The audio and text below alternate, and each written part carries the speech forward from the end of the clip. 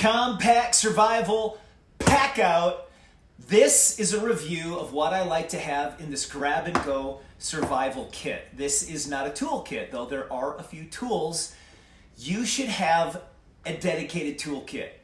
Think of this as useful stuff to have for camping, travel, or a convenient spot to have all of your survival gears so you know where everything is when you need it.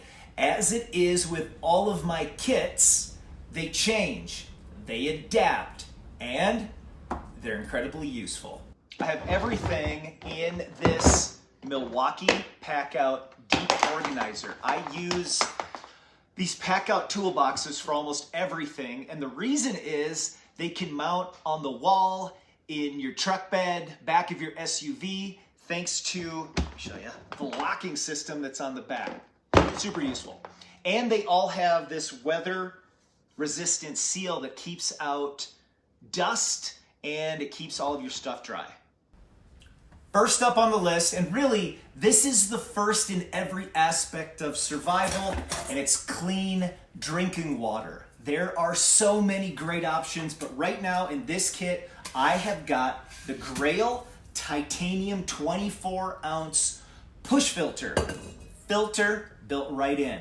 And then right here, you can use the lower part of the outer cup. This can be used to heat up your water, and you can use a little backpacking stove, which is also incredibly lightweight and useful. I also included Grayl's dining set, all titanium, which, yes, it's very expensive, but it's light. And when you're backpacking, every ounce matters. Also in my kit, I've got salt, Cardinal Essential electrolytes. Both of these are in supplement bottles, which have a seal right there, so they're not going to spill out. And here it is. Salt is not your enemy. It's gotten a lot of blame throughout my life. The blame of the dangers of salt typically are not real. It's sugar. And I think most people know that now, because your body's not going to function properly or really at all if you do not have adequate salt intake. This also means potassium and magnesium in addition to the sodium. The Cardinal Essential electrolytes have the perfect blend of sodium, magnesium, and potassium while also tasting amazing. Electrolytes in your survival kit. They're an absolute must. Moving on, in this kit, you should always have multiple ways to start a fire. I like the little fire plugs from Blackbeard. I also like this fire rope. You should have some matches. Most importantly, a ferro rod. Have multiple ferro rods everywhere. In your camping kit, in your toolbox, in your truck. Always have methods to start a fire. These next couple of items may be on another level, so don't feel like you need these, but the Kestrel weather meter. This will help you gauge the barometric pressure, wind speed. It's even got an altimeter. That's to know your elevation. It's waterproof and drop resistant. I've had this one for 7 years. I absolutely love it. Also consider having a compass. And with the compass, you want a reflective mirror, because you probably know that the mirror is for signaling.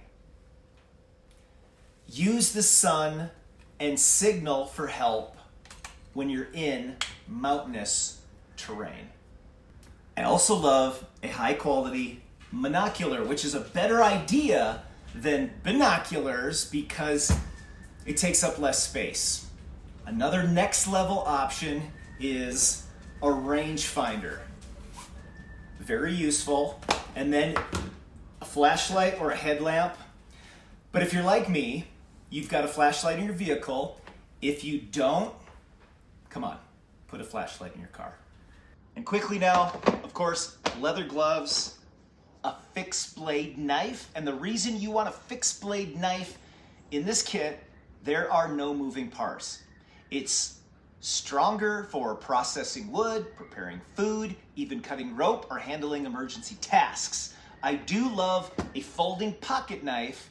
I carry one on me all the time. The fixed blade, however, is a non-negotiable in this list. And while I said this isn't a toolkit, I kind of meant it. What you also need to consider to have multi-tool. It's 18 tools in one. Now you're winning.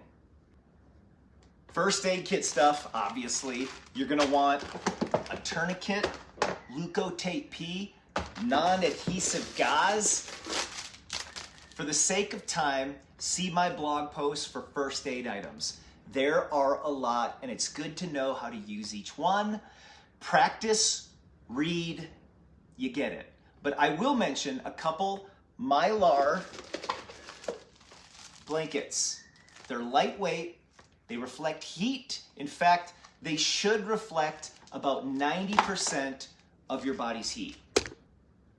If you follow along, you know that I love GMRS radios. I love the simplicity and quality of Rocky Talkies, but in this case, I've got two emergency FRS radios. These are 2-watt radios, and I've got them in this Faraday jacket, just in case. They're backups, and if you need to hand one to someone in your group, because if you do go out and have something cool that you want to get done, and you got to leave camp, you'll have a way to communicate right here locally. I also recommend having a backup power bank, if you can, a small portable solar option to charge up your backup battery when you need it. Fishing gear, a pocket chainsaw. Might as well get a workout in when you're out in the backcountry. A folding handsaw, and folding because you want it to fit inside of here. Also consider some high quality duct tape. Now I've looped this around. This is Gorilla Tape. And I've looped it around so that it'll fit nicely, but you can just tear this off and use it whenever you want to.